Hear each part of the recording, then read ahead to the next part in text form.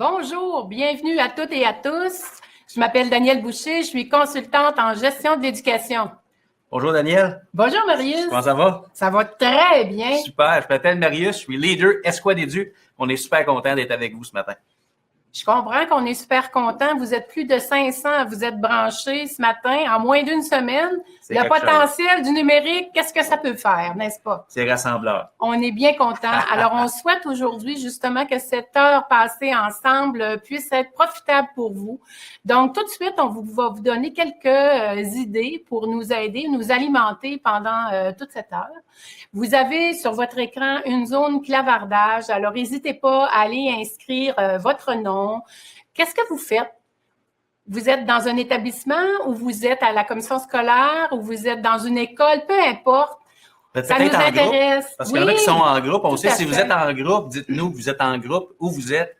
Et puis, on s'installe tranquillement dans la zone de clavardage. Tout à fait. Merci de prendre le temps de vous joindre à nous pour ceux qui sont là en présentiel. Si vous êtes en train de revoir l'enregistrement du webinaire, parce que le webinaire sera rendu disponible via courriel dès demain matin pour tous ceux qui se sont inscrits. Donc, si vous êtes inscrits en groupe, seules les personnes inscrites recevront le courriel. Donc, si vous voulez avoir cet enregistrement-là, on vous invite à vous inscrire également de façon individuelle. Tout à fait. Alors, peut-être un premier défi qu'on vous demande, c'est pour nous, en tout cas, le défi serait peut-être pour nous, de nous inscrire une attente que vous avez par rapport à cette rencontre que nous avons aujourd'hui, selon les deux thématiques, bien sûr, qu'on va aborder avec vous. On parle de potentiel, tu le disais tantôt d'entrée de jeu, on parle du potentiel pédago-numérique. Hein? Il y a tellement de possibilités dans le monde d'aujourd'hui, puis c'est ça qu'on tente d'amener dans nos belles écoles, dans notre système, dans notre milieu. Donc, quelles pourraient être vos attentes par rapport à ça, le potentiel? On se donne des mots ce matin, Daniel, n'est-ce pas? On se donne des idées, des pistes pour passer à l'action dans nos milieux. Puis on va aussi aborder la citoyenneté à l'ère du numérique, qui est un enjeu tellement important pour saisir ces potentiels-là qui sont autour de nous. Tout à fait. Alors, je sais que beaucoup de gens ils arrivent en ligne présentement, on les voit, nous, de notre écran. Alors, c'est extraordinaire de voir arriver tout ce beau monde. Alors, n'oubliez pas, écrivez-nous une attente. Ne soyez pas gênés de le faire. Tout à fait, nous, on accueille très bien toutes les attentes parce que pour nous, ça nous aide à diriger nos interventions pour s'assurer que ça réponde à vos besoins. Ça, c'est vraiment important pour nous. Exactement. Puis restez jusqu'à la fin. Il y a tellement de choses qu'on veut vous donner comme outils. C'est tellement important comme gestionnaire de se sentir outillé dans tout ce qu'on fait pour saisir le potentiel, justement. Puis il y a des ressources qu'on va utiliser au cours du webinaire. Et puis ces ressources-là seront rendues disponibles sur le site où vous vous êtes inscrit, le site du cadre 21 et aussi le site du récit. Alors, si vous visitez ces pages web-là, vous aurez accès aux ressources qui sont utilisées aujourd'hui. Donc, passez le mot et allez vous rincer l'œil. Des choses super intéressantes et pratico-pratiques à utiliser dans vos milieux. C'est un premier webinaire depuis le lancement du plan numérique qui est dédié aux gestionnaires de l'éducation et ça, nous en sommes très heureux. On aura l'occasion de tenir un deuxième webinaire le 12 mars prochain. Vous êtes déjà plus de 400 à être inscrits. Donc, pour nous, je vous dirais que ça nous challenge, entre guillemets, parce qu'on se dit, on veut vraiment que ça soit pour vous à la hauteur de vos attentes. Alors, l'important aujourd'hui, ça va être d'interagir avec vous. D'ailleurs, c'est pour ça que nous aurons une équipe de clavardeurs qui va alimenter les animateurs et pouvoir justement faire des allers-retours avec vos propos, notre contenu et faire en sorte que tout au long de cette heure, que ça demeure convivial et interactif. Parlant d'interactivité, ma chère Danielle, on a aussi utilisé le mot-clic sur Twitter, EduQC, donc EDUQC, pour justement stimuler cette conversation-là. On a l'occasion de vivre deux beaux webinaires, un aujourd'hui et un le 12 mars, comme on le disait, mais la conversation n'a pas à s'arrêter à la fin du webinaire. On invite les gens à poursuivre la discussion, à continuer ce réseautage-là qui a un potentiel, n'est-ce pas, du numérique, et puis d'aller voir cette balise-là. Donc, dièse EDUQC. Et puis, partagez vos bonnes idées. Moi, puis j'ai un petit peu le goût de vous donner un défi, chers participantes et participants, pour les personnes qui n'ont pas de Twitter.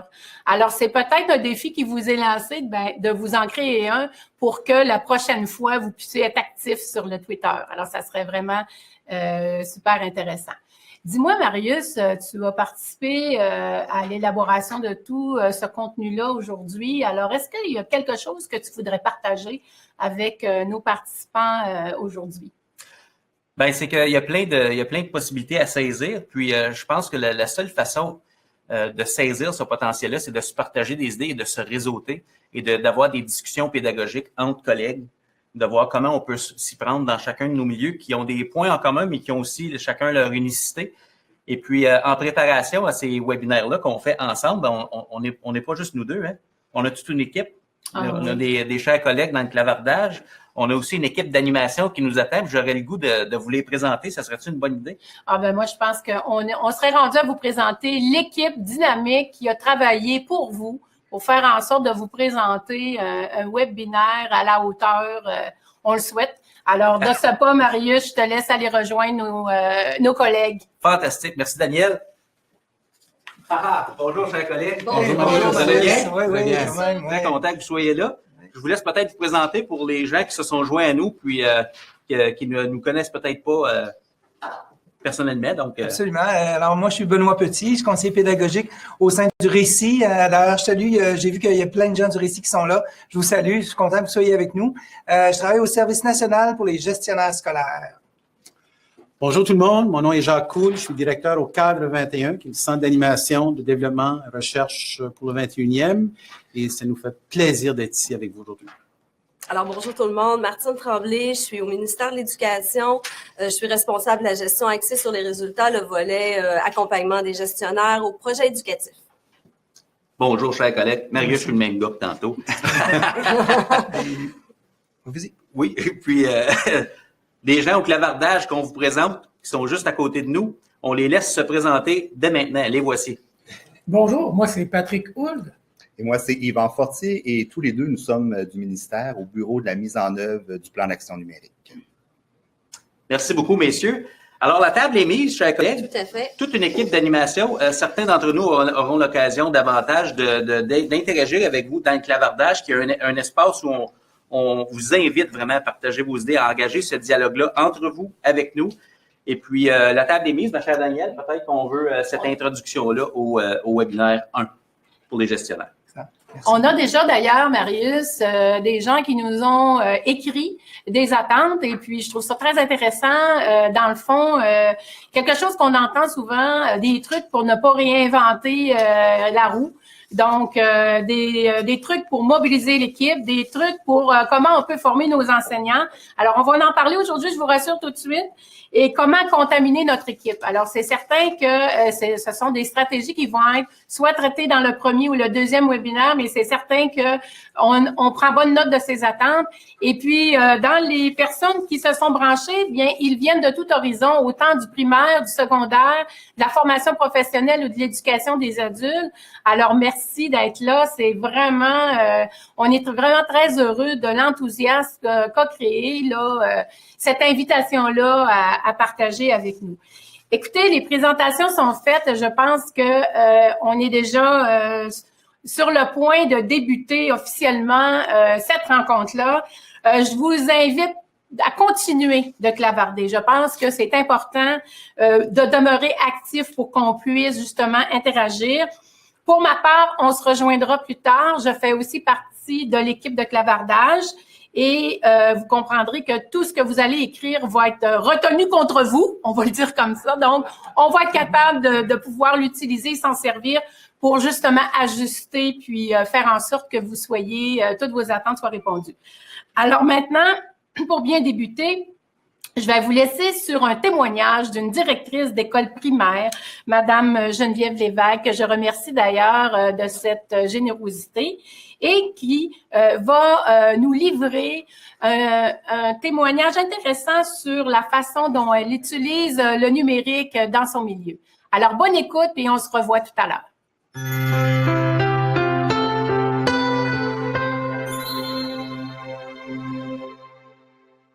En fait, au début, on s'est questionné parce que c'était vraiment un besoin qui émergeait de la classe. Là. Dans le fond, on avait des élèves qui n'étaient pas si motivés, qui n'étaient pas si engagés dans leurs apprentissages. Puis on avait une classe d'élèves qui avaient de la difficulté à vivre un enseignement de façon traditionnelle, magistrale.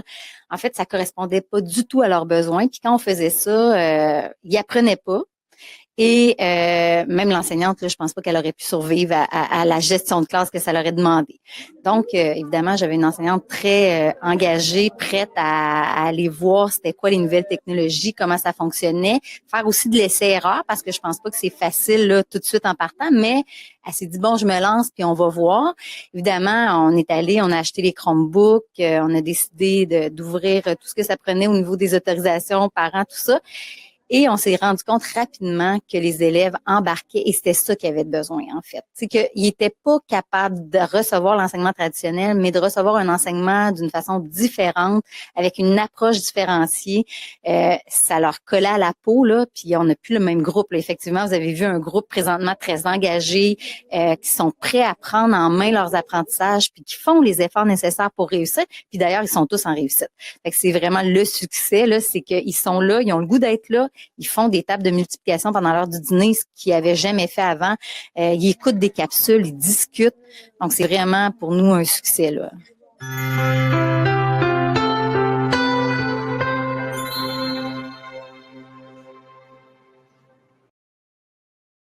Alors, bonjour tout le monde. Vous venez d'écouter le vidéo. Alors, ce qu'on veut voir avec vous en clavardant, on vous invite à aller nous écrire qu'est-ce que vous retenez au-delà du matériel numérique qui a été acheté dans cette école-là. Qu'est-ce que vous retenez du message de Geneviève Lévesque, la directrice d'école? Donc, on vous invite à pas hésiter à aller clavarder et on pourra faire un suivi, hein, Marius, à ce niveau-là pour suivre un peu qu'est-ce que ça vous a dit et qu'est-ce que ça vous a inspiré pour votre milieu, pour votre école. Alors, Marius, je pense qu'on est prêt à débuter le plan d'action numérique. Oui, madame. On y va? Oui. Alors, le plan d'action, oui, on se lance tout à fait. Alors, le plan d'action numérique a été mis en ligne, a été mis en action en mai dernier. Vous l'avez sûrement entendu parler dans vos écoles. Oui. Et ce plan numérique-là, dans le fond, se veut un document, un outil pour permettre de développer une vision commune. Donc, cette vision-là va nous amener finalement à se donner une vision pour l'école, pour nos élèves. Et ce qu'on veut, c'est d'utiliser le numérique comme un levier, comme un plus-value dans l'enseignement et l'apprentissage de nos élèves. Donc, on le sait, autour de nous maintenant, c'est un incontournable, Marius, hein, on a le numérique qui fait partie de notre vie, qui fait partie de la vie de nos élèves. Donc, on a tout avantage à les outiller pour devenir des citoyens à l'ère numérique. Alors, ce qu'on veut, c'est qu'ils deviennent des apprenants qui sont plus engagés et qui sont autonomes dans leurs apprentissages et dans leur démarche d'apprentissage. Donc, ce qu'on veut, c'est répondre aux besoins de nos jeunes et que le numérique puisse être un levier pour ces jeunes-là. Exactement. Donc, je pense que c'est un peu ça le message de la directrice dans l'extrait qu'on vient de regarder ensemble. On pourra retourner voir les commentaires dans le clavardage. On vous invite à continuer, mais c'est un peu ça. Hein? Oui, on voit qu'on a accès à certains outils, mais ce sont les usages et puis ce qu'en font les personnes qui déterminent si on est plus engagé, si on apprend mieux, parce que le but, c'est d'apprendre mieux grâce à ces outils-là. Excellent. Oui. Effectivement. Donc, évidemment, tout ça ne se fait pas seul. Ça se fait avec le secteur du ministère de l'Éducation est entouré de partenaires, des partenaires que vous connaissez. On a les associations, les partenaires privés, les partenaires du réseau, les parents, évidemment, qui sont avec nous là-dedans aussi. Oui, les parents, c'est très important. Les organismes, les différents organismes qui gravitent autour de nos établissements et évidemment, vous, comme direction d'établissement, comme établissement d'enseignement, vous êtes aussi représentés et vous êtes un acteur important et c'est un peu ce qu'on veut aujourd'hui. On veut vous permettre de mieux comprendre le potentiel numérique et comment l'exploiter avec son équipe et être à l'aise, hein, parce que on se doit, comme direction d'école, d'avoir une vision, hein, de savoir où on s'en va, mais c'est pas évident des fois tous ces termes-là. Alors aujourd'hui, on veut comme démystifier puis vous outiller pour travailler avec votre équipe. Exactement. Merci beaucoup, Martine. Se donner des mots, parce que tous ces acteurs-là sur lesquels on peut s'appuyer pour actualiser notre vision, c'est important d'avoir les mots pour communiquer clairement les intentions derrière les étapes qu'on veut vivre avec notre personnel ou dans notre communauté scolaire. Tout à fait, tout à fait. Donc, le plan d'action numérique, vous avez sûrement déjà vu les 3 orientations. Ouais. Ces 3 orientations-là vont être travaillées aujourd'hui, plus particulièrement au niveau de l'orientation 1 et 2. Donc, on vise à vous outiller pour mieux soutenir le développement des compétences numériques des jeunes et des adultes de votre école et d'exploiter ce numérique-là comme un vecteur de valeur ajoutée. On l'a dit, le potentiel numérique, c'est toute cette valeur ajoutée-là aux pratiques d'enseignement et d'apprentissage. Et évidemment, la 3e, créer un environnement propice. On le sait, on a dans nos écoles eu des sous pour acheter du matériel, mais au-delà d'avoir ce matériel-là dans nos édifices, comment je vais l'exploiter et aider mon monde à embarquer et à travailler à travers les matières aussi. Exactement, parce qu'on peut livrer la programmation, c'est le but, autrement et de façon améliorée grâce à ces outils-là qu'on a à notre disposition. Exactement. Tout à fait. Alors, vous comprendrez qu'aujourd'hui, nos intentions pour la rencontre, c'est de saisir bien les enjeux et le potentiel de l'ère numérique pour finalement le déployer dans votre projet éducatif.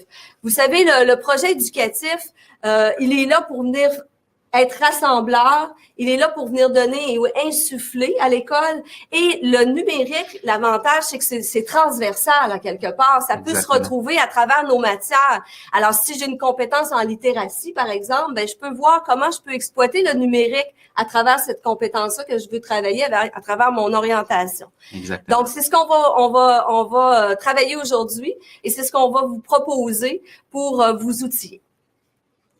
Est-ce que pour le clavardage, on pourrait peut-être revenir? Est-ce qu'on revient avec le clavardage peut-être avant ou je continue? Ça va? Parfait. Alors, au niveau du projet éducatif, j'ai déjà présenté ce triangle-là. Je le représente. Intéressant. C'est un triangle qui est important et qui nous permet de prendre en compte quand on est avec notre équipe école et qu'on a à faire une réflexion avec eux. On va d'abord regarder c'est quoi nos enjeux. Oui. Qu'est-ce qu'on a comme enjeu dans notre école? Plus particulièrement aujourd'hui, on va parler du potentiel numérique. Donc, quels sont les enjeux de développer la citoyenneté numérique? On va par la suite dégager des orientations de nos enjeux et à partir de là, on va aller sortir des objectifs, des indicateurs et des cibles et finalement en arriver à des actions et des moyens. Donc, dans le fond, ce qu'on fait, c'est la même démarche qu'on va faire avec toutes les matières, avec toutes les orientations qu'on prend. Mais ce matin, on va plus particulièrement mettre la loupe sur les moyens, les actions qu'on peut avoir lorsqu'on travaille au niveau du potentiel numérique. Je sais qu'il y en a déjà, pour en avoir déjà vu, Marius, je pense toi aussi, il y a des gens extraordinaires qui font déjà des choses et on vous invite à le partager. Alors, on vous invite à clavarder, à ne pas hésiter à aller partager vos outils, à aller partager ce que vous faites déjà. Ça se peut qu'en cours de route de la présentation, vous dites « moi, j'ai déjà fait ça, puis j'en ai une orientation où j'ai des actions ou des moyens intéressants que je pourrais partager, Marius? » Donc, on se dit « partagez-les, écrivez-le, clavardez et on va faire un retour là-dessus, puis on va vous envoyer aussi les informations. Alors, ça se veut vraiment un échange entre vous et les gens ici autour, parce qu'à quelque part, il y a déjà des choses intéressantes qui se font. On ne part pas de zéro. On ne part pas de zéro. Plusieurs années qu'on utilise différentes technologies dans nos établissements scolaires.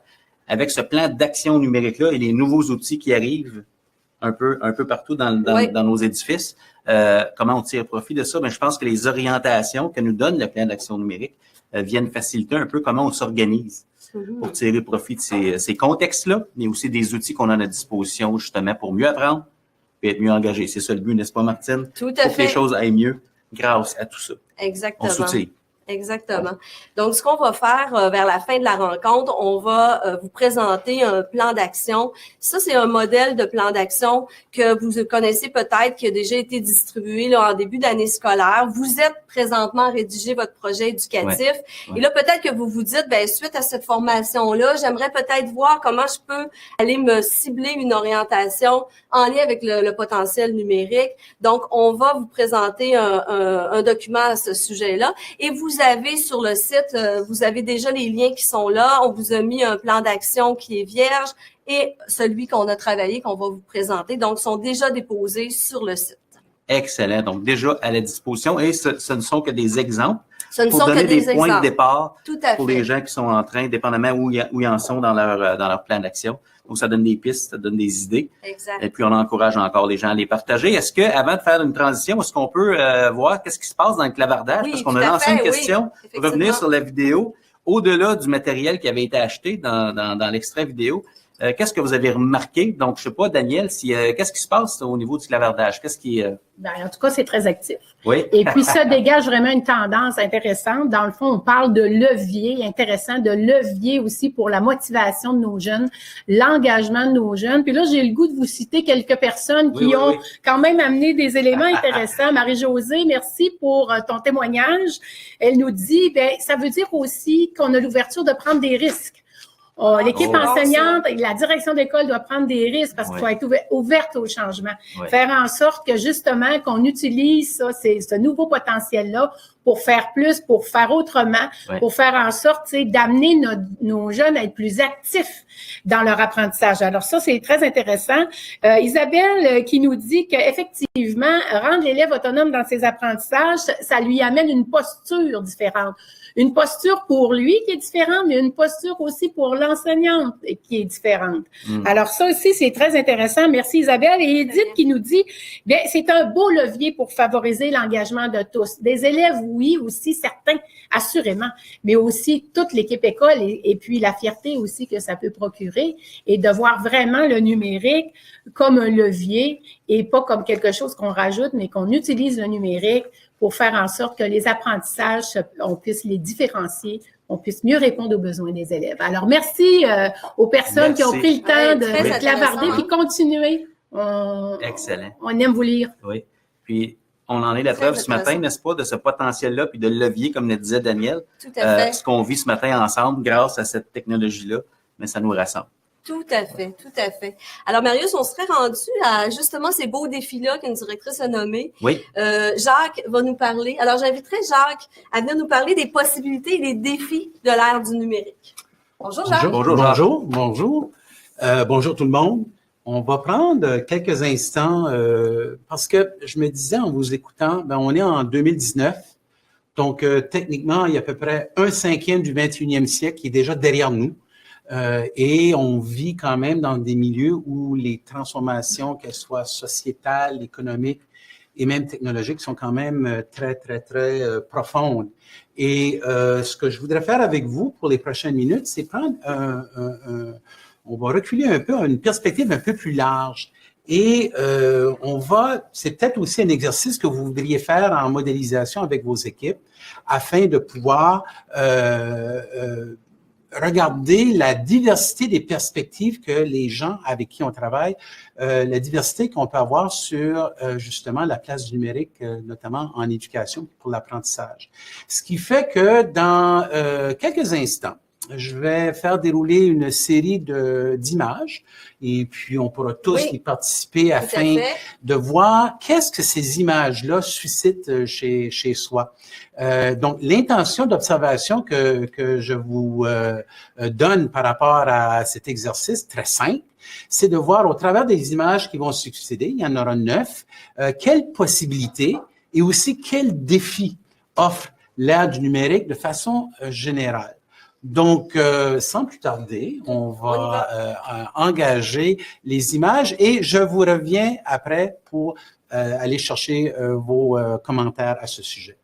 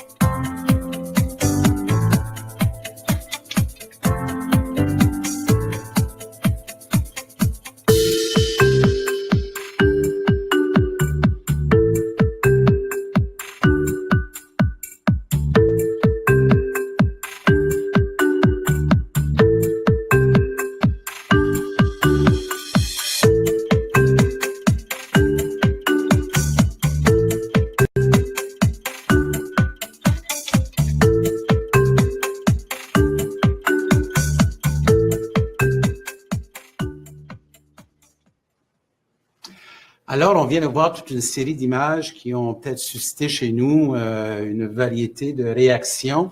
Et là, on va vous demander une question très binaire à répondre. Vous allez voir dans le clavardage apparaître un sondage très simple qui va vous demander que ces images représentent-elles davantage soit des possibilités ou des défis. On est vraiment dans le 1 ou le 0 dans ce cas ici.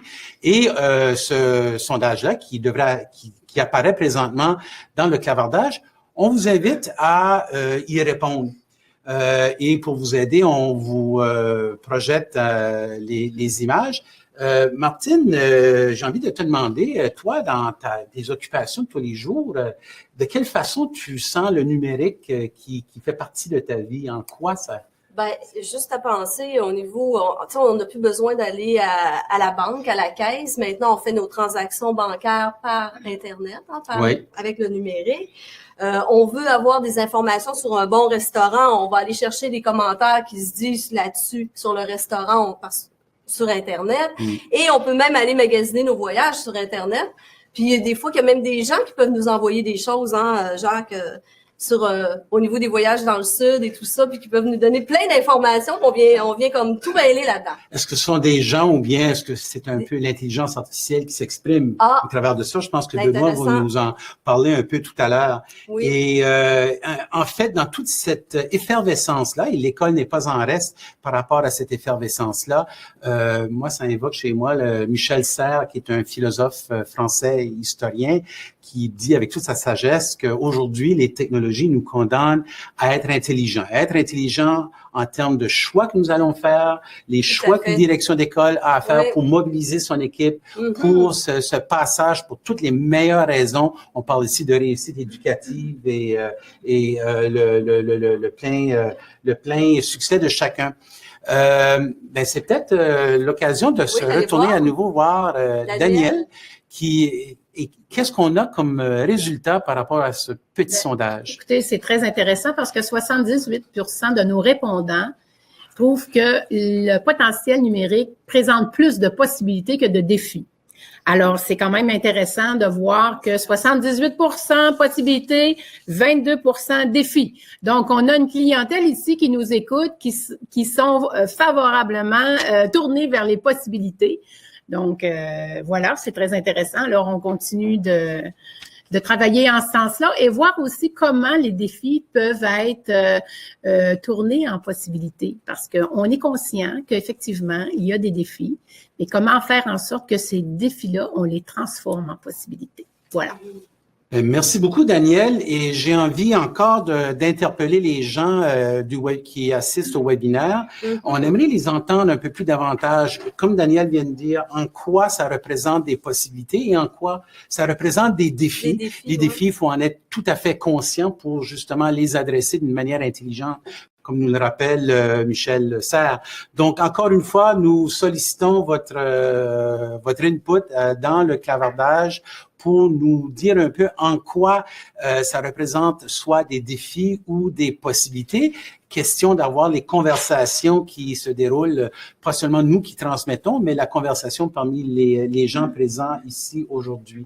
Et pendant que les gens prennent quelques moments pour détailler justement leur perspective, parce que c'est vraiment ça qui est le but, c'est de voir la panoplie des regards sur le numérique à l'école. Eh bien, j'ai envie de ramener à la surface des conclusions de l'OCDE. Et des conclusions de l'OCDE qui parlent dans toutes ces études qui essaient de dégager les grandes influences sur l'apprentissage des élèves. Bon, on est certain, c'est certain que le premier, ça se passe au niveau de la maison, mais dans une maison d'éducation, l'OCDE a quand même présenté ses conclusions pour dire que le premier facteur qui incombe, c'est cet effet enseignant. On l'appelle souvent l'effet enseignant, un enseignant qui soit expert dans son domaine, qui soit passionné, qui soit réseauté, ça ne se vit pas en isolation ou en isolement, et qui soit engagé dans cette croissance professionnelle-là. Et on aura question de parler de formation également. Si je te parle, Martine, excusez-moi, si je te parle de l'effet école, qu'est-ce que ça suscite chez toi qui as été directrice d'école? Ben, ça suscite inspirer, Oui. mobiliser, mais surtout là, comme gestionnaire qui quand même au niveau du numérique, on n'est pas toujours si à l'aise que ça. Si je veux arriver devant mon équipe, ben, j'ai besoin de connaître pour développer ma vision. J'ai besoin de connaître les enjeux et les possibilités de l'ère numérique pour mieux accompagner mon milieu. Alors moi, l'effet école a tout cet effet-là de la dynamique aussi des gens qui entourent à l'école, qui sont présents. Mais moi, comme gestionnaire, dans ma posture, ça serait important que je sois capable pour inspirer puis mobiliser, de bien saisir et de bien comprendre les enjeux. Je pense que ça, c'est important. Je t'écoute parler, puis il me vient à l'idée le Michael Fullan qui a beaucoup écrit sur le changement de l'éducation et lorsqu'il parle de leadership par le milieu. Mais le milieu, c'est qui? C'est au niveau de l'équipe école qui travaille à mettre en place les conditions pour que l'effet enseignant, lui, puisse se manifester. Exactement. Et en plus de ça, on peut parler aussi de l'effet système. Oui. Que ce soit la gouvernance, que ce soit la communauté de parents, les différents partenaires à l'école, qui, eux, vont appuyer ces leaders-là, la direction et les autres membres de l'équipe, donc, on peut imaginer un cercle concentrique avec toujours l'élève au centre. Oui. Donc, l'effet enseignant, l'effet école, l'effet système dans cet ordre-là. Bon, mais à ce stade ici, on va aller voir, on voudrait faire un retour sur le clavardage. J'ai l'impression, en tout cas, je regarde nos gens qui sont très affairés à faire une synthèse de la variété de propos qui sont émis. Et je me tourne à nouveau vers Danielle pour savoir, est-ce qu'il y a des faits saillants, des éléments intéressants à partager? Bien, je voudrais revenir sur les défis parce que je trouve intéressant les propos qui nous sont amenés. Alors, c'est sûr que les défis, il y a les outils, mais aussi tout ce qui concerne la connexion, alors qui est un défi, le besoin d'accompagnement, dont je pense qu'il va être question aujourd'hui. C'est un outil, oui, mais il faut faire en sorte que cet outil-là, on dépasse l'outil, mais qu'on regarde plus les possibilités qu'il nous amène dans ce sens-là. Et ça va aussi amener peut-être à repenser comment on fait l'évaluation. Alors ça, c'est un défi. Et je voudrais citer Robin Gagnon qui dit, moi, j'ai écrit des défis, mais le sens dans lequel j'ai voulu l'amener, c'est plus dans le sens de dire ces défis-là, ça nous ouvre les possibilités dans le fond, c'est des défis, mais dans le sens où ce sont des possibilités qui nous amènent à justement relever des nouveaux défis. Alors ça, je trouvais ça intéressant parce que c'est une façon de voir qui est tout à fait exacte. Oui, sur le coup, c'est un défi, mais en même temps, ça nous amène à justement voir comment on peut amener l'équipe à être plus créative, des possibilités à l'infini. Et aussi, on est dans une ère, Daniel Trachy disait, on est dans une ère 21e siècle où l'humain va avoir toute une importance avec l'intelligence artificielle qui s'en vient. Donc, c'est à l'infini, j'ai le goût de vous dire. Alors, il faut débuter, il faut aller de l'avant avec tout ça. Et bien sûr, un des éléments qui revient souvent, c'est la préoccupation pour bien mobiliser les gens autour de cette question et faire en sorte qu'on soit engagé dans ce changement. Engager tous ensemble et que tous ensemble, on a une posture d'apprenant. Alors ça, je pense que c'est des éléments forts qui ressortent pour le moment. Ah, c'est très bien. Je trouve ça très intéressant. Oui, et en préparant nos diapositives pour le webinaire, je pense qu'on a gagné notre pari parce que celle qui va s'afficher à l'instant, je pense bien résumer ce qu'on a entendu, ce que vous avez dit dans le clavardage. On parle de l'importance des relations humaines et je pense que ça, on va continuer à l'entendre tout au long et j'en suis très heureux de voir que cet humanisme dans cette ère numérique-là va rester présent, va rester et peut-être même à l'avant-scène du reste, qui est ce mélange intelligent de pédagogie, d'actualisation pédagogique, le numérique en levier, ça a été dit à différentes reprises, et comment est-ce que le leadership des gens qui aident à mobiliser et à modéliser les bons usages. Donc, merci beaucoup pour ces belles contributions dans le clavardage. Je pense très intéressant. Très intéressant, oui. Je pense que je te remercie beaucoup, Jacques. Merci. Très belle présentation. On serait rendu à notre ami Benoît, qui va venir justement nous parler de ce citoyen à l'ère numérique. Là, comment, là, dans notre école, on a cette préoccupation-là d'outiller nos jeunes. Alors, Benoît, je te cède la parole. Merci, Martine. Si tu veux, Oui. tu peux reprendre Oui. la place, t'asseoir, amener Tout à ton fait. verre d'eau. Excellent. Ben, merci. Bonjour tout le monde. Je suis content d'être avec vous aujourd'hui. Défi, hein? On en a un. Tout le monde en vit un en ce moment. Un défi. Plein de gens ont besoin de se reconnecter pour être capable de rafraîchir la page de leur navigateur, de s'assurer d'avoir un bon lien Internet. C'est tout un défi à l'ère du numérique que ça fonctionne. Le défi que vous vivez en ce moment avec ce problème de connexion, ben, c'est le défi que vos enseignants, vos élèves relèvent tous les jours dans leur classe. Ça fait partie des défis. C'est vrai qu'il y a beaucoup de possibilités, mais quand les défis prennent beaucoup de place, ben les possibilités s'amenuisent rapidement. Donc, on va essayer de regarder ensemble comment on peut préparer nos jeunes, nos citoyens de demain à être capable de faire face à ces défis-là. Alors, je vous présente une première diapo où ce que vous allez voir là, c'est ce que tout le monde, on voit tous les jours. Hein? On utilise la recherche Google. Et voyez-vous, on a juste besoin d'écrire une lettre, puis on a déjà plein de résultats. Et ce qui est assez impressionnant, c'est que chaque personne a jamais exactement les mêmes résultats. Pourquoi? Parce que ces résultats-là sont personnalisés. Ils sont personnalisés grâce à quoi? Grâce, il y a quelqu'un dans le chat qui parlait, Daniel, je crois, de la place de l'IA, de l'intelligence artificielle. Et oui, parfois on a l'impression que l'intelligence artificielle, c'est des humanoïdes qui sont là autour de nous, de plus en plus présents. Mais actuellement, l'intelligence artificielle est active dans nos vies tous les jours, puis on n'est pas toujours conscient de ça. Dans la recherche Google, ça en est un exemple. Quand vous êtes en train de vous déplacer vous utilisez les outils de navigation dans Internet, ben c'est grâce à de l'intelligence artificielle qu'on arrive à vous donner, par exemple, le trajet le plus rapide d'un endroit à un autre. Ces possibilités-là qui sont présentes, ça fonctionne comment? Mais ça fonctionne grâce à la collecte de ce qu'on appelle des mégadonnées. Alors, qu'est-ce que c'est? Et ça, c'est fondamental de comprendre ça. Je vous explique ça ici ce matin. Pourquoi?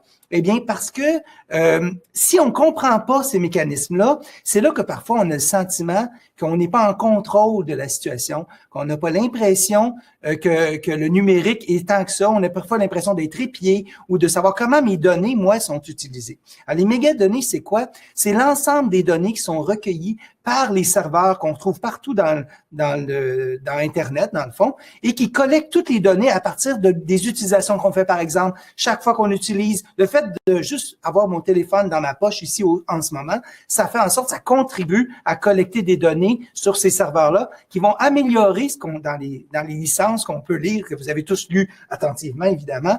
Ça dit que ça va améliorer votre expérience utilisateur. Mais votre expérience utilisateur, elle va s'améliorer comment? Parce qu'on collecte plein de données sur vous et à partir de ces données-là spécifiques sur vous, on peut vous redonner parce qu'évidemment, le web, l'Internet nous propose des milliards de données à la seconde, mais notre cerveau est incapable de les traiter. Mais grâce à l'intelligence artificielle, il y a des filtres qui se créent et qui permettent d'accéder à cette information-là. Alors, ces milliards de données-là sont collectées sur des serveurs, on a vu des images tout à l'heure, très puissants.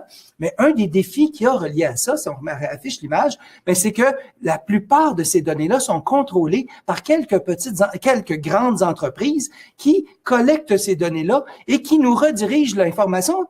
Mais ce sur quoi on n'a pas de contrôle, c'est qu'est-ce qui oriente le choix des filtres qui vont amener l'information jusqu'à nous.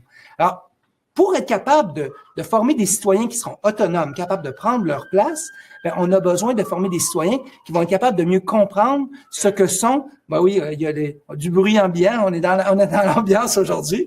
Alors, on va avoir des citoyens qui vont être capables de traiter, de mieux comprendre c'est quoi des algorithmes.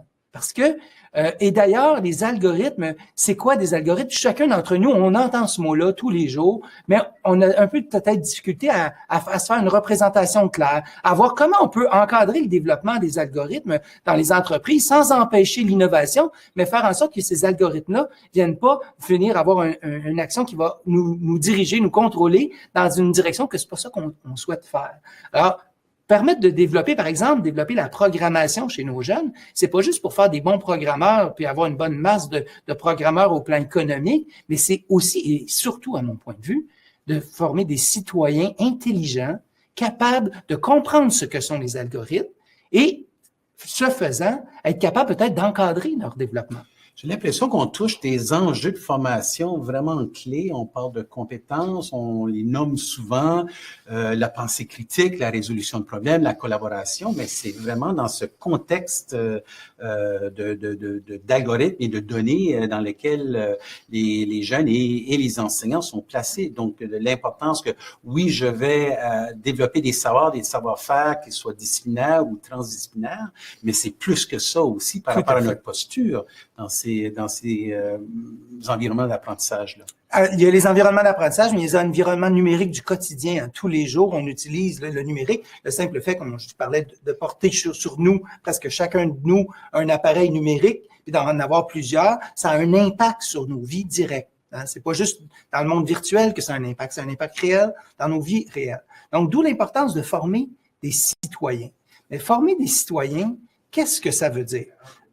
Bien, d'abord, ce que j'ai le goût de dire, c'est qu'il y a plusieurs modèles. Si on affiche l'image qui est là, merci Stéphane, de nous afficher cette image, c'est que, en fait, souvent, on va parler de citoyenneté numérique. Mais de mon point de vue, ce qu'on pourrait appeler la citoyenneté numérique, ça pose problème parce que ça donne l'impression que d'un côté, il y a une citoyenneté numérique et de l'autre côté, il y a une citoyenneté réelle. Mais en fait, ces deux éléments-là sont constamment mêlés entre elles. Donc, la nuance est fondamentale. Oui, la nuance est fondamentale. Stéphane, j'arrive pas à avancer, s'il te plaît, si tu peux voir à ça, redémarrer le truc. Oui, donc, passer de citoyenneté à l'ère du numérique, excusez, je parle, mais j'ai été dérangé par les problèmes techniques, hein, c'est un défi. Alors, si Stéphane, tu peux rajouter, donc, si je reviens à mon image d'avant, plutôt que de parler de citoyenneté numérique d'un côté et de citoyenneté normale de l'autre, on pourrait plutôt parler de développer de la citoyenneté à l'ère du numérique. Et là, ça, c'est une grande nuance, c'est qu'on ne développe pas des citoyens numériques, mais des citoyens qui vivent dans ce monde de l'ère du numérique. Et comment être capable de relever ces défis-là? Ben, peut-être que ça nous oblige à redéfinir ce que veut dire même le mot citoyen. Prenons l'exemple, par exemple, les travaux qu'on mène actuellement au Récit, on veut s'inspirer de l'UNESCO en 2015 qui a proposé une définition de citoyenneté mondiale. Et cette définition-là me paraît plus inclusive que d'une définition d'une citoyenneté qui serait, par exemple, territoriale ou autre, mais celle-ci fait appel à notre sentiment d'appartenance à toute l'humanité. Alors, comment s'assurer que chaque individu sur la planète puisse avoir une réelle citoyenneté et qu'il puisse la développer entièrement? Alors, comment nous, au Québec, ou ailleurs, parce que j'ai vu qu'il y avait des gens en Europe qui sont là, on vous salue d'ailleurs, comment on développe des citoyens qui vont être capables d'exercer cette citoyenneté mondiale? Alors, peut-être qu'une des choses qu'on peut faire, c'est de développer chez eux le sens éthique. OK? Ou la réflexion éthique. Parce que souvent dans le monde dans lequel on vit, puis dans les modèles qu'on voit des fois de citoyenneté numérique, ça nous dit souvent, voici ce qui est les bonnes choses à faire, puis les mauvaises choses à faire dans le numérique, dans différents contextes. Mais une fois puis à l'école, on est bon là-dedans. On est vraiment bon, hein? On sait quoi dire aux élèves, ce qui est bien, puis ce qui est pas bien. Mais peut-être que le défi qu'il y a pour nous aujourd'hui, c'est de permettre à nos élèves d'être capables d'eux-mêmes définir ce qui est souhaitable ou pas pour eux, dans leur contexte, en fonction de leurs valeurs, de leurs normes, de leurs repères à eux. Donc, se définir soi-même, mais aussi avec cette présence de ce qu'il y a des autres autour de nous aussi. Exactement. C'est ça que ça nous amène. Alors, peut-être, on peut, s'il te plaît, Stéphane, afficher la diapo suivante. Est-ce qu'on vous propose, c'est une démarche, donc, qu'on peut vivre avec notre équipe école. Vous, comme direction d'école, vous pourriez faire ça à votre équipe école. C'est ce qu'on appelle de faire de la réflexion éthique pour peut-être ensemble revoir nos encadrements scolaires, mais aussi surtout changer de posture, passer d'une posture morale à une posture de réflexion éthique. Comment on fait ça? Ben c'est tout simple. Si on regarde ici, dans un premier temps, on a peut-être besoin de mieux cerner les situations dans lesquelles se posent ces problèmes ou ces défis éthiques. Donc, par des questions toutes simples, qui, quoi, où, quand, comment, pourquoi, combien, de définir les contextes dans lesquels on vit. On peut prendre un exemple, je vous donne un exemple, il y a quelques années, des enseignants dans une commission scolaire ont été victimes, imaginez, de menaces de mort à travers le numérique. Et pour les jeunes qui faisaient ça, en fait, pour eux, c'était une farce. Okay? Mais pour les adultes qui voyaient ces menaces-là, c'était pas du tout une farce. Alors, quand on se demande qui a vu ça, ben peut-être qu'a priori, on pourrait penser que c'est l'enseignant puis les élèves. Mais la réflexion éthique, c'est de nous aider à aller plus loin que juste, c'est qui ces personnes? Y a-t-il d'autres personnes impliquées? Ça s'est passé sur Facebook. Qui d'autre est présent sur Facebook? Il y a des centaines d'élèves qui ont fait des j'aime, qui ont republié. Toutes ces personnes-là sont concernées.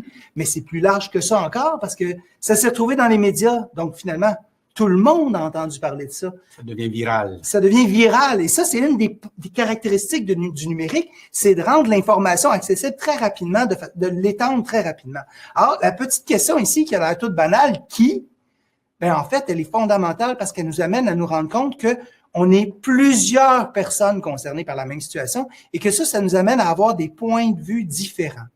Et c'est ça qui fait qu'on a des tensions puis qu'on s'entend pas. C'est, par exemple, tout à l'heure, il y avait 18% de gens qui pensaient que c'était plus des défis, puis 78% qui pensent que c'est plus des possibilités. Oui. Ben, on s'entend que peut-être que les gens qui sont ici, qui sont connectés avec nous aujourd'hui, vous êtes davantage mobilisés par le numérique, vous voyez les possibilités.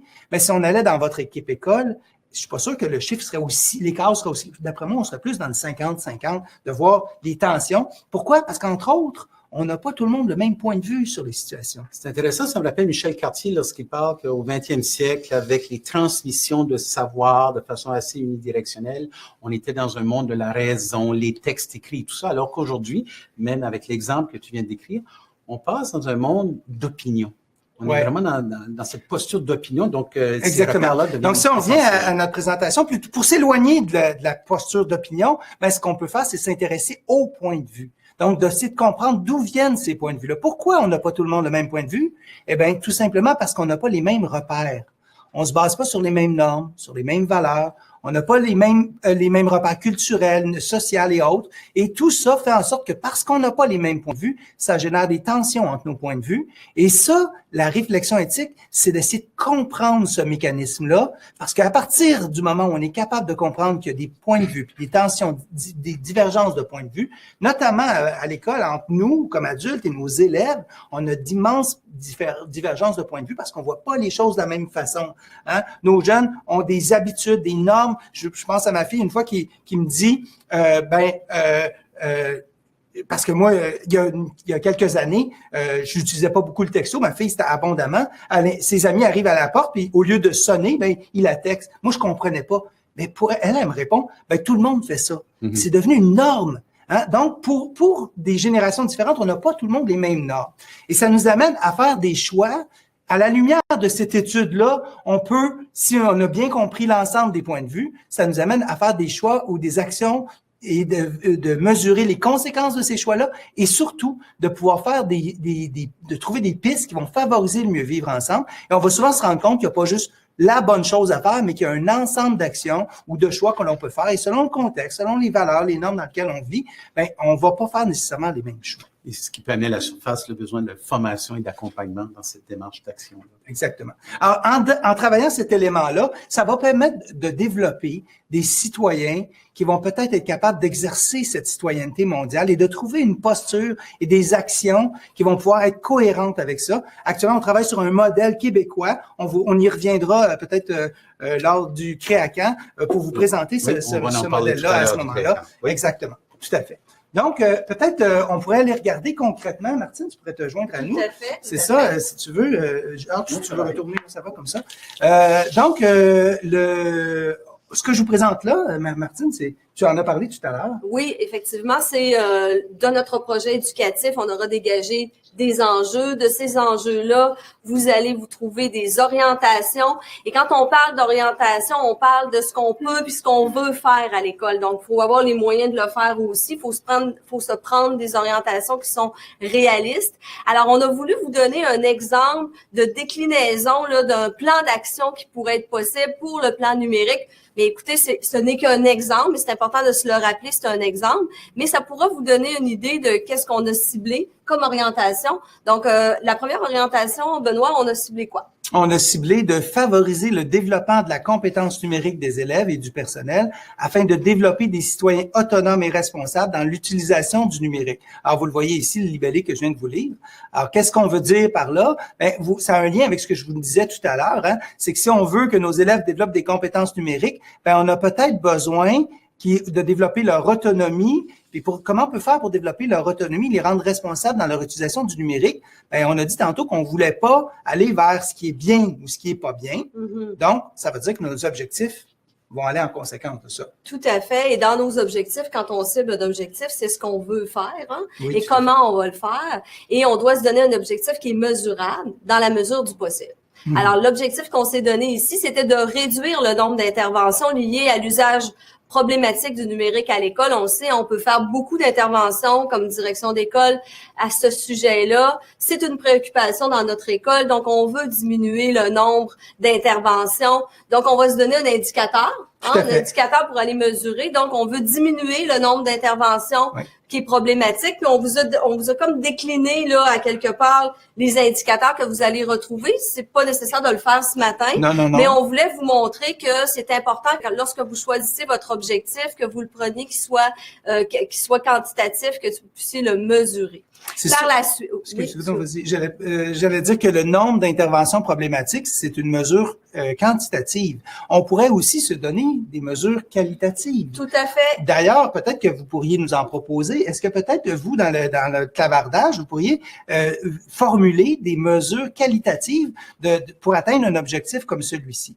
C'est un objectif aussi qui vise une chose très précise, mais qui aura peut-être plusieurs effets qu'on souhaite, en fait, tout à aussi. fait. Hein? Donc, par exemple, diminuer le nombre de comportements, de diminuer le nombre de comportements négatifs. Ou d'augmenter le nombre de comportements positifs. Comme le suggérait Marius quand on en parlait, de nommer quels sont, par exemple, que ça pourrait être quoi des comportements observables positifs qu'on veut voir émerger dans notre école, à la lumière de ça, à l'usage du numérique, dans l'usage du numérique. Alors, et évidemment, pour actualiser cet objectif-là, pour s'assurer qu'on va l'atteindre, on va se donner des actions, des moyens. Et dans les actions et les moyens qu'on s'est donnés pour atteindre cet objectif-là, on en a sorti 3. Donc, je vais laisser Benoît vous les présenter. Oui, c'est ça. Ben, la première action, c'est d'offrir une formation de réflexion éthique sur les enjeux du numérique à l'école. En fait, la démarche que je vous présentais tout à l'heure, ça serait de pouvoir faire ça avec votre équipe école. Parce qu'en faisant cette démarche-là avec eux, on va pouvoir faire émerger les points de vue divergents. Et c'est là qu'on va voir que dans l'équipe école, c'est pas tout le monde qui a le même point de vue sur le numérique. Et là, on va pouvoir établir un dialogue avec l'équipe école. Et à l'aide de ce dialogue-là, on va être capable de peut-être cerner des balises de l'utilisation du numérique qui vont favoriser que l'équipe école se donne des moyens. Et le fait de se donner, par exemple, dans les actions subséquentes, c'est peut-être, Martine, tu vas avancer à la diapo suivante, on pourra offrir une formation aussi à l'intention des élèves, mais aussi éventuellement, je vais y revenir à ça, mais on va aller à l'action 3, qui serait d'élaborer une charte d'utilisation du numérique. Pourquoi élaborer une charte d'utilisation? Ben parce que ça va permettre à tout le monde d'être rassuré. Si on s'entend sur les normes et les règles d'utilisation du numérique à l'école, ben les gens qui ont peur de toutes sortes de choses ou qui résistent davantage vont être rassurés parce qu'ils vont être partie prenante aussi de la solution, comment on va faire cet encadrement-là en modifiant cet encadrement-là. Mais si on veut que ce soit une réussite, ça peut pas être juste l'affaire des adultes de l'école. On a besoin de faire la même démarche avec nos élèves. Ah, c'est pour ça l'action 2, si on affiche le lien, l'action 2, c'était d'offrir une formation de réflexion éthique sur les enjeux du numérique à l'école. Là, on parle d'éthique depuis tout à l'heure. En s'entend, là, c'est pas nécessairement une affaire du cours d'éthique et culture religieuse. C'est important que ça devienne une affaire d'équipe école, que les titulaires de la classe soient impliqués, que les élèves dans tous les contextes, que tout le personnel soit impliqué, pas juste les enseignants, même tout le personnel de l'école. Ça concerne tout le monde. C'est ça qui fait en sorte quand on arrive avec des balises claires sur lesquelles on s'est entendu, qui correspondent aux valeurs de notre milieu, on peut trouver une aisance. Une aisance, puis ça va nous permettre de relever ces défis-là, parce que c'est quand même un défi dans une école pour une direction d'amener les gens dans cette cohérence-là. Et cette première orientation-là amène les gens à se donner une charte, et c'est sécurisant parce que ça veut dire qu'on a rassemblé tous nos gens ensemble vers un but commun, une vision commune. Hein? C'est ce que le plan d'action numérique nous suggère. Exactement. Est-ce que, Daniel, il y a des gens qui ont fait des suggestions jusqu'à maintenant là, de libellés qualitatifs ou est-ce qu'il y a d'autres commentaires pertinents à rapporter? Je dirais que les commentaires pertinents que je pourrais vous amener à ce moment-ci, à vous deux, c'est que la porte d'entrée, le projet éducatif, c'est une excellente porte d'entrée pour faire en sorte justement d'intégrer des comportements responsables et d'amener le jeune pour avoir un meilleur citoyen, d'en faire un meilleur citoyen à l'ère du numérique. On a bien aimé effectivement la nuance, Benoît, que tu as apportée en lien avec le citoyen à l'ère du numérique, parce qu'effectivement, c'est une nuance qui est quand même importante à vraiment nommer ici. Je vous dirais que présentement, il y a quelque chose qui a vraiment attiré mon attention, puis j'aimerais vraiment vous la partager. C'est que autant on dit que le numérique ouvre des portes, fait tomber des murs, autant aussi ça nous amène à repenser nos façons aussi d'utiliser tous ces outils-là à bon escient. Donc, de là, l'importance, je pense, justement, dans votre action 2, je pense que la formation, la mobilisation d'une équipe vers une réflexion éthique sur l'utilisation du numérique à l'école, même dans toutes les sphères, hein, parce que veut pas, même si l'élève l'utilise à l'extérieur de l'école, souvent on a des retombées dans l'école. Donc, je pense que on touche là un propos qui interpelle particulièrement nos participants. Alors, je vous invite à poursuivre. Merci, Daniel. C'est très, très intéressant. En fait, Martine, nous, on a travaillé un peu ensemble à essayer de se dire concrètement, là, comme direction, qu'est-ce que vous pouvez faire, vous? Alors, on a répertorié 10 pistes d'actions qu'on peut faire qui permettent de valoriser le potentiel pédago-numérique ou de développer une citoyenneté à l'ère du numérique. Tout à fait. Alors, ce sont des pistes. Peut-être que dans ça, il y a des choses que vous faites déjà. Peut-être ça vous permettrait de voir des poignées sur lesquelles vous pourriez travailler maintenant. Alors, on veut vous présenter ces 10 pistes-là. Oui, effectivement. Puis tantôt, quand je parlais avec notre ami Jacques, on disait que l'important, c'est que la direction d'école, ça veut inspirer et mobiliser. Elle doit tout d'abord porter une vision. Hein. Je pense que porter une vision puis partager la vision, c'est essentiel si je veux mobiliser mon équipe. Tout à fait. D'ailleurs, c'est ce qu'on fait ce matin ensemble. Hein. On essaie de se donner en partageant ensemble à travers le clavardage, à travers les exemples qu'on vous donne, la réflexion qu'on mène avec vous, vous aider à avoir des mots pour nommer cette vision-là, le potentiel pédago-numérique donc, c'est essentiel aujourd'hui, en 2019, que le numérique serve à l'apprentissage, aide l'apprentissage. C'est plus un outil optionnel, mais c'est vraiment un outil essentiel à la réussite des élèves, mais aussi valoriser le développement des compétences numériques, c'est aussi un autre élément qui est très, très important. Cette vision-là, elle a besoin aussi d'être partagée. Hein? Tout à fait, tout à fait. Alors,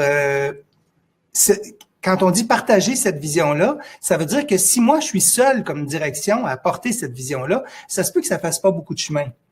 Mais par contre, si j'ouvre le dialogue avec l'équipe école, puis qu'on essaie de faire ensemble, qu'est-ce qu'on voit, un peu le dialogue qu'on vient d'établir ce matin avec vous, si vous faites ce dialogue-là avec votre équipe école. D'ailleurs, le webinaire qu'on fait avec vous aujourd'hui, on veut aussi qu'il soit un peu un modélisateur qui modélise un peu des genres de discussions que vous pourriez avoir avec vos enseignants. Donc, une vision, on peut la porter, mais on peut surtout, et c'est encore plus riche, si on la partage.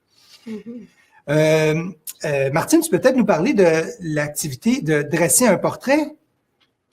De dresser un portrait, oui, c'est ça, parce que dans un plan projet éducatif, hein, on a besoin de dresser un portrait. Tout à fait, dresser un portrait, donc d'aller voir qu'est-ce qu'on a comme matériel au niveau des ressources matérielles, mais aussi de regarder les pratiques qui se font déjà dans notre école, puis partir de ça, puis aller valoriser nos gens qui sont déjà dans cette pratique-là et de regarder nos ressources pédagogiques. Quand vous avez reçu des allocations, vous avez des sous, vous avez investi dans vos écoles, on a acheté beaucoup de matériel souvent et il faut se questionner à savoir en quoi je vais pouvoir l'exploiter, hein, ce matériel-là, pour que ça devienne une ressource pédagogique. Oui, c'est ça, parce que des fois, ça arrive très vite, puis là, on n'a pas trop le temps de réagir, on achète rapidement, mais on n'a peut-être pas toujours pris le temps de réfléchir sur pourquoi, comment, c'est quoi notre plan sur 5 ans, comment on l'organise, puis comment on outille, puis comment on implique notre équipe dans ça. Ouais, je pense que la base, on l'a dit depuis le début, vous l'avez dit, il y a des belles possibilités, il y a des défis, mais dans ces belles possibilités-là à exploiter, l'essentiel, c'est vraiment de dialoguer. Hein? Ça nous amène à notre dialoguer. Exactement. À dialoguer avec nos gens, à partager les perceptions et les pratiques, de réfléchir sur nos règles, la charte. L'exemple qu'on vous a donné tantôt de projet éducatif, Daniel le disait, les gens ont dit c'est un beau levier de dialoguer avec nos gens, de réfléchir sur nos règles pour enfin qu'on co-construire une charte. Exactement. Quand on dit co-construire, on comprend que c'est pas la direction dans son bureau qui fait la charte, mais c'est avec votre équipe école. Oui. Alors, il faut que les gens adhèrent, qu'ils soient capables de nommer les valeurs et lorsqu'ils vont lire et partager la charte avec aussi les élèves, ils vont être dans cette dynamique-là. Oui, puis même cette même démarche de co-construction, on pourrait la faire avec les élèves sur l'application, comment on les applique. On l'applique cette charte-là en classe, dans les corridors, dans l'école, un peu partout. Et plus on va impliquer tous les acteurs, plus ça va être un élément qui va favoriser une harmonisation de toutes ces pratiques-là ensemble. Tout à fait. Donc, une autre série d'actions qu'on pourrait mener, qui sont plus des stratégies, si on veut, à mettre en place, ce sont des stratégies qui vont permettre, par exemple, d'intégrer le numérique avec mon équipe école. Peut-être que vous le faites déjà, peut-être qu'on peut se questionner sur qu'est-ce qu'on peut faire de plus pour intégrer davantage de numérique dans nos pratiques lors des assemblées générales, des rencontres, des communications avec le personnel de l'école. Mais aussi, il y a deux autres stratégies qui sont proches l'une de l'autre. Soutenir les initiatives. Il y a des gens, des fois, qui commencent un petit peu quelque chose, mais peut-être que ces gens-là ont besoin d'une poussée, on peut leur donner de l'aide de plus pour s'assurer de répondre à leurs besoins. Mais aussi, valoriser nos innovateurs, nos innovatrices dans l'école, les gens qui sont à l'avant de tout le monde, qui vont plus loin, les inviter à partager ce qu'ils font, rendre public ce qu'ils font et le mettre en valeur, parce que souvent, eux ont tendance parfois à dévaloriser, à dire « Oh, moi, c'est pas si important, je suis pas si grave, que c'est pas si wow ce que je fais », mais alors que si on les met en valeur, ça peut aider. Finalement, c'est ça. Finalement, peut-être de pas rester seul comme direction. De se réseauter, de s'entourer des bonnes personnes. Et aujourd'hui, on vous les partage. On vous a donné le cadre 21, le récit. Alors, tous ces gens-là sont là pour vous soutenir, vous aider. Donc, n'hésitez pas à le faire. Et vous avez des gens dans vos écoles aussi qui sont souvent très outillés, qui peuvent venir soutenir une équipe. Tout à fait. Vous avez le récit, il y a des services comme on a ici Esquadédu, on a le cadre 21, le réseau du récit d'ensemble. Vous avez dans chaque commission scolaire un service local du récit. Ce sont des personnes précieuses qui peuvent vous aider, vous outiller, vous accompagner. Benoît, nous sommes déjà rendus à la fin de cette belle rencontre. Hein? Wow, c'était super. Ça a été vraiment Merci une belle de rencontre. votre participation. Mais avant merci à toi. Oui, on aimerait faire la synthèse. Donc, on va revenir à nos animateurs du début. Alors, on va leur demander de nous faire la synthèse du clavardage pour nous faire ressortir qu'est-ce que les gens ont dit. Bien, écoutez, je vais faire ça en une phrase, parce que il y a tellement de choses qui se sont dites et qui ont été riches dans le clavardage. Je vous rappelle que le clavardage, vous pouvez avoir accès à tout ça. Donc, nous, de toute façon, on va le relire. Mais je conclurai en vous disant que le numérique permet l'ouverture sur le monde. Je pense que ça ouvre les murs, ça ouvre les fenêtres et ça donne une grande flexibilité d'apprentissage tout à fait incroyable. Et puis, je pense que ça vous nous amener, on vous a entendu dans le comment on y arrive. Ben, c'est sûr qu'il y a toute une progression à bâtir quand on veut implanter justement le numérique à l'école. Donc, on a entendu votre préoccupation, puis on va veiller à y répondre, soyez-en certains. Écoutez, 1 heure, ça passe tellement vite, on aurait eu tellement de choses à vous dire. On a essayé de partager au mieux, mais je pense que c'est un début. J'ai le goût de dire que le prochain rendez-vous, on ira encore un peu plus loin dans le comment pour justement répondre à vos besoins vraiment terrain. Mais en attendant, vous savez, il y a des ressources qui sont gratuites, des ressources qui sont offertes par le ministère de l'Éducation, 2 ressources intéressantes vraiment pour votre équipe enseignante qui ont besoin d'avoir des formations, soit des formations sur le combo numérique ou peu importe. Je pense qu'il faut aller voir sur ces sites-là. Ça va vous aider à outiller votre équipe, je pense. Et puis, un autre élément qui est nouveau aussi cette année, c'est le récit, un nouveau service national uniquement pour les gestionnaires scolaires. Donc, c'est un service dédié pour les gestionnaires. Alors, je vous invite vraiment à utiliser ces ressources-là parce que on veut vraiment que vous puissiez pouvoir avoir des gens autour de vous qui viennent vous aider dans justement la mise en œuvre de tout ce beau plan-là. C'est Voilà. un processus, n'est-ce pas, Daniel? Ce Ouais, matin, on a entendu tellement à d'idées. fait. J'avais la chance, quand nos collègues animent, on a la chance de les écouter, les entendre. Je me dis, wow, on lit le chat, le clavardage, les idées qui sont partagées là. Il y a une conversation en parallèle qui avait lieu dans le clavardage. C'était tellement riche de vous voir vous relancer les idées. C'est la puissance du réseau, c'est le potentiel numérique qu'on tente de saisir ensemble. On se donne des prochaines étapes, c'est certain. Il y a des ressources qui nous appuient, mais c'est pas fini. Il y a autre chose aussi dans ce processus-là, c'est qu'il y a des événements qui s'en viennent au mois d'avril. Donc, vous les avez à l'écran devant vous, l'ACOPS, et on a aussi le Sommet du numérique en éducation. 2 événements qui ont lieu en avril. Et puis, des occasions à saisir, donc, pour bâtir la capacité, oui, de notre personnel, mais aussi on peut participer comme gestionnaire et aller voir, ben, hey, qu'est-ce qui se passe? On est rendu où? Est-ce qu'on peut aller chercher des idées pour se donner des étapes dans notre milieu? Alors, de beaux événements qui s'en viennent. Ensuite de ça, en fin d'année, 10 mai, puis peut-être que c'est le moment de peut-être aller rejoindre nos collègues, parce qu'on ne sera pas nécessairement les deux, mais vous l'avez à l'écran ici. Oui. Le Créaquin, Oui, effectivement. qui aura lieu le 10 mai prochain. Ma chère Danielle, et voilà. Uniquement dédié. Ça paraît pas, on vient de se Hein? déplacer. Oui. Ça On n'a le de rien. le dira pas, là, on fait de la magie. C'est la technologie.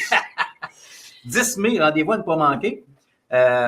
Organisé par le ministère et École branchée, autre partenaire vraiment important dans le déploiement du numérique dans notre milieu. Ça a lieu à Drummondville le 10 mai. Et puis en jaune, c'est quand même important, Daniel, on l'a ajouté, Oui. édition spéciale Pour les Pour les gestionnaires. pour les gestionnaires. Oui. On veut Regardez- s'occuper de vous, puis Oui. pour nous, c'est important. C'est quand même une initiative, je pense, qui va être porteuse, Oui. mais on va devoir, on a besoin que vous nous alimentiez. Alors, c'est pour ça qu'on laisse le parti clavardage ouverte encore quelques minutes. Allez-y, écrivez-nous un coup de cœur de cette rencontre, cette première rencontre. Écrivez-nous un coup de cœur, mais écrivez-nous aussi vos attentes futures, parce que le prochain rendez-vous, c'est l'exercice du leadership dans un contexte pédago-numérique. Alors là, je pense qu'on va aller chercher pas mal de réponses à plusieurs questions et plusieurs intérêts que vous nous avez mentionnés aujourd'hui dans le clavardage. Oui, on passe le test du lundi matin. Hein? On fait quoi Eh le lundi oui. matin dans notre milieu avec toutes ces idées-là, toutes ces Tout à possibilités-là? Il faut faire des choix, il faut se donner les moyens. Puis un moyen de continuer à se partager ça, c'était affiché tantôt. Le mot-clic, je le répète, EDUQC. On continue la conversation après le webinaire d'aujourd'hui parce que c'est pas terminé. Partagez-nous vos attentes, les choses que vous aimeriez qu'on aborde. Plus on est spécifique, plus on peut répondre spécifiquement. Et puis, ça a bien été. Merci. Ça a bien Bravo, été. bravo, Bravo, ouais, tout le monde. c'est super. Merci de à votre vous d'être là. présence. Oui, merci d'avoir été là. Vos nombreux commentaires, on va relayer ça, synthétiser ça, puis on va partager ça. D'ailleurs, allez sur le site de Carte 21 et de Récit gestionnaire scolaire. Vous allez voir, vous allez trouver les ressources, les documents dont on a parlé tout à l'heure et tout ça. Toutes les ressources sont là. Parce qu'en fin de compte, on est tous des apprenants. On est tous apprenants dans ceci. Il y a peut-être un peu d'ambiguïté, mais de bien la Mais- tolérer, ça nous permet d'avancer. C'est très important ce que tu viens de dire. Puis dans le fil du clavardage, j'ai retenu ça. Et beaucoup de gens ont dit, mais on n'a pas besoin de tout savoir comme adulte. Exactement. Les jeunes peuvent aussi nous le montrer. Alors, il faut se mettre en posture d'apprenant. Fait qu'on vous souhaite de redevenir un cœur d'enfant et d'apprendre. C'est bon. Je Merci. vous rappelle que demain matin, vous recevrez par courriel le lien vers l'enregistrement du webinaire d'aujourd'hui. Donc, merci d'avoir pris de votre temps pour assister à ce premier webinaire-là et y contribuer dans le clavardage. Si vous êtes en train de regarder l'enregistrement, merci de prendre de votre temps également. Ce n'est pas terminé, on se donne rendez-vous le 12 mars prochain. Les inscriptions sont encore possibles. Pourquoi pas ne venir et inviter des collègues qui n'ont pas pu se joindre avec vous aujourd'hui et Tout à peut-être fait. le faire en groupe. C'est intéressant d'avoir la conversation aussi en présentiel. Donc, l'invitation est lancée. Excellent. Parfait. Bravo. Donc, au Merci 12 tout mars. le monde. Au 12 mars. Au revoir tout le À monde. bientôt. Excellent. Au revoir. Bye.